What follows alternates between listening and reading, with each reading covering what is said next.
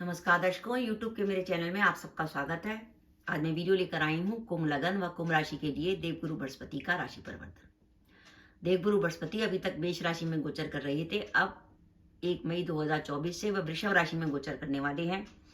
गुरु का वृषभ राशि में गोचर आने वाले 13 महीनों में कुंभ लगन व कुंभ राशि पर कैसा रहेगा, इस वीडियो में हम इसी बात का विचार करेंगे। कुंभ लगन और कुंभ राशि की बात करें तो देवगुरु बृहस्पति बनते हैं धनेश और लाभेश। यानी कुंभ लगन में गुरु की भूमिका धन के रूप में बहुत महत्वपूर्ण है कि वो धन भाव के भी स्वामी है और लाभ भाव के भी स्वामी है। लाभ भाव का स्वामी यानी इच्छा पूर्ति का स्वामी। वर्तमान में गुरु जो है वो तीसरे भाव में चल रहे थे और अब वो आ जाएंगे चौथे भाव में। गुरु आ जाएंगे चौथे भाव में। तो अब देखते हैं जो गुरु का गोचर धनेश चौथे भाव में आ जाएगा और लाभेश चौथे भाव में आ जाएगा, उसका रिजल्ट क्या होगा। पहली बात, चौथे भाव का गुरु का संबंध जो है द्वादश भाव से बनेगा और अष्टम भाव से बनेगा। ये इस बात का संकेत है कि चौथे भाव में गुरु का गोचर आपको जन्म स्थान से दूर ले जा सकता है। यानी जो लोग कुंभ लगन व कुंभ राशि के हैं और फॉरेन सेटलमेंट की सोच रहे हैं, लंबे समय से प्लान कर रहे थे कि वो फॉरेन सेटलमेंट का, तो उनका वो अभिलाषा पूरी हो सकती है, उनकी इच्छा की पूर्ति हो सकती है कि गुरु चौथे भाव में आ गए। अब उनका जो जन्म स्थान है वो छूट जाएगा और वो विदेश जा सकते हैं। साथ ही साथ ये गुरु का गोचर ट्रांसफर का भी संकेत है। यानी कुंभ लगन व कुंभ राशि के जातक जो सरकारी नौकरी में है या किसी ऐसी नौकरी में है जिसमें ट्रांसफर होता है, तो आपके आने वाले 13 महीनों में नौकरी में ट्रांसफर की संभावना बनती है। किसी ना किसी कारण से आपका स्थान परिवर्तन होगा, क्योंकि चौथे भाव में गुरु का गोचर हो रहा है। तो चौथे भाव में गुरु के गोचर का अर्थ है कि आप प्रॉपर्टी भी खरीद सकते हैं। अगर आप प्रॉपर्टी खरीदने का, क्योंकि चौथे भाव का गुरु जो है प्रॉपर्टी खरीदने का बहुत अच्छा योग बनाता है। अगर आप प्रॉपर्टी खरीद सकते हैं, खरीदते हैं, तो हो सकता है आपका वर्तमान निवास स्थान चेंज हो जाए, या प्रॉपर्टी या किसी दूसरे शहर में खरीदते हैं तो आपकी जगह चेंज हो जाए। तो किसी न किसी कारण से गुरु जो है स्थान परिवर्तन का कारण बनेगा। और सबसे महत्वपूर्ण बात, चौथे भाव का गुरु हेल्थ के लिए अच्छा नहीं है, तो अपने स्वास्थ्य का विशेष रूप से ध्यान रखिएगा। क्योंकि गुरु का संबंध एक तरफ अष्टम से बन रहा है और एक तरफ द्वादश से बन रहा है। तो इस आने वाले 13 महीनों में किसी ना किसी कारण से आपको एक बार डॉक्टर से जरूर मिलना पड़ेगा। चौथे भाव से हम बात करते हैं प्रॉपर्टी का। वैसे भी कहते हैं अगर जन्म कुंडली में चौथे भाव में गुरु हो तो जातक को प्रॉपर्टी बनाने में काफी प्रॉब्लम आती है। वो जनरली अपने माता पिता से दूर रहता है और प्रॉपर्टी बनाने में उसको अपनी मेहनत ज्यादा लगानी पड़ती है, और जो उसकी पैतृक प्रॉपर्टी होती है वो एक तरीके से खत्म हो जाती है। उसको अपने नए सिरे से अपने हाथों से अपनी प्रॉपर्टी बनानी पड़ती है। तो चौथे भाव में जो गुरु का गोचर आ रहा है वो दिखा रहा है कि आपकी जो पैटर्नल प्रॉपर्टी थी, अगर आपकी कोई पैतृक संपत्ति है तो उसके संबंध में कुछ समस्याएं नजर आ रही हैं कि हो सकता है कोई कोर्ट केस वगैरह हो जाए या आपस में भाइयों वगैरह में विवाद हो जाए। इस अवधि में आपके शत्रु आप पे हावी होने की कोशिश करेंगे।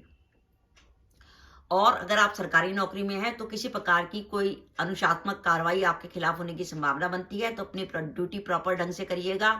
कोशिश करिएगा कोई ऑफिस में षड्यंत्र वगैरह ना करे, कोई आपकी कंप्लेंट वगैरह ना कर दे, और कोई भी ऐसा कार्य मत कीजिएगा जो नियम विरुद्ध हो, क्योंकि सरकार की तरफ से कोई कार्रवाई आपके खिलाफ की जाने की संभावना बनती है।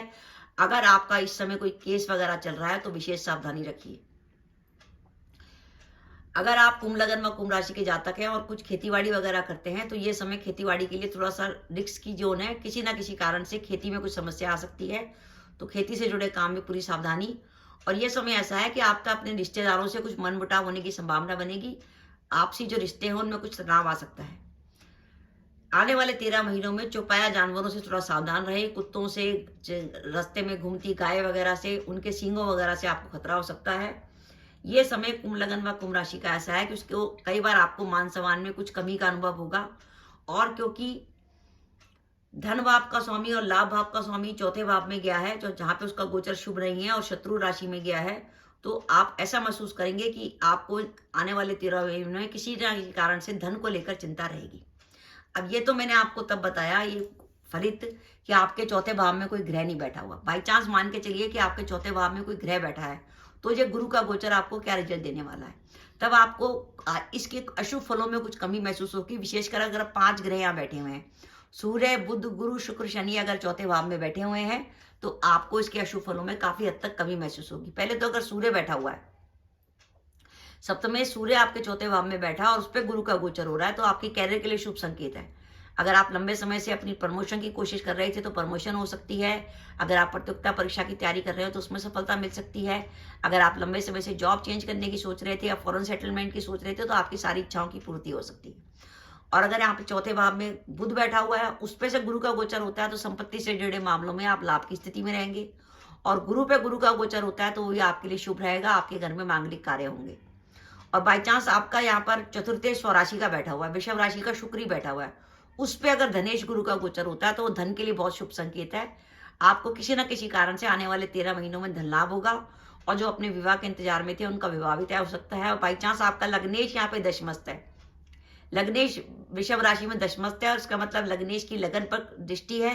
इसका मतलब आप एक बहुत महत्वपूर्ण व्यक्ति हैं और अपने क्षेत्र में सफल व्यक्ति हैं, क्योंकि लग्नेश लगन को देख रहा है। उसके ऊपर अगर गुरु का गोचर होता है तो यह आपके कैरियर के लिए बहुत शानदार संकेत है, जो इस बात का संकेत दे रहा है कि आने वाले 13 महीनों में आप अपने कैरियर को लेकर कोई भी बड़ा महत्वपूर्ण डिसीजन लेने वाले हैं जो आपके लिए पॉजिटिव साबित होगा।